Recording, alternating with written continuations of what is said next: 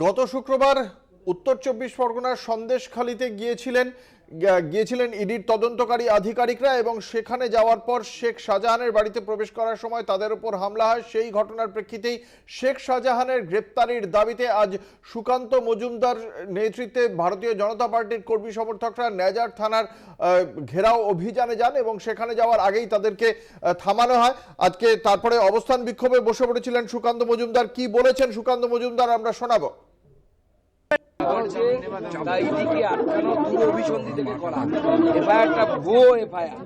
এবং যা কাণ্ড ঘটাচ্ছে গোটা দেশের সামনে মুখ্যমন্ত্রীর দৌলতে বাঙালির মান সম্মান ইজ্জত বলে কিছু থাকবে কোনো ব্যবস্থা নেওয়া যাবে না, যাওয়া উচিত না। না জি ইডির উপরে হামলা হলো, ইডির বিরুদ্ধে ব্যবস্থা নেবে পুলিশদের গ্রেফতার করা উচিত।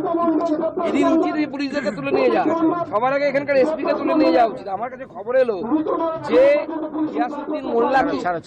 গিয়াসউদ্দিন মোল্লাকে রেল মারামারির জন্য পুলিশটাকে ধরেও ছিল, ছিনিয়ে নেওয়া হলো।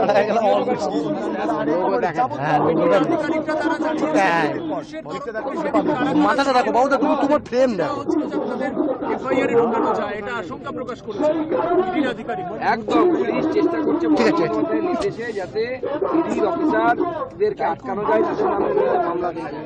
সুকান্তদা, এক দেশ এক নির্বাচনের কমিটিতে কেন কোনো মুখ্যমন্ত্রীর কমিটিতে রাখা হয়নি সে নিয়ে প্রশ্ন তুলেছেন মুখ্যমন্ত্রী মমতা বন্দ্যোপাধ্যায়। ওনার প্রশ্ন তোলা ছাড়া অন্য কোনো কাজ আছে? প্রশ্নই তুলে যান, উত্তর দিতে বলবেন। আগে বিরোধী দলনেত্রী ছিলেন, প্রশ্ন তোলা মানাতে, এখন শুধু প্রশ্ন তুলে যাচ্ছে। রাস্তা খারাপ, কেন কেন্দ্র টাকা দিচ্ছে না? তাহলে কেন্দ্রই সব দেবে, আপনি মুখ্যমন্ত্রী কিসের জন্য? নিজের ভাইপোকে রাজা বানানোর জন্য?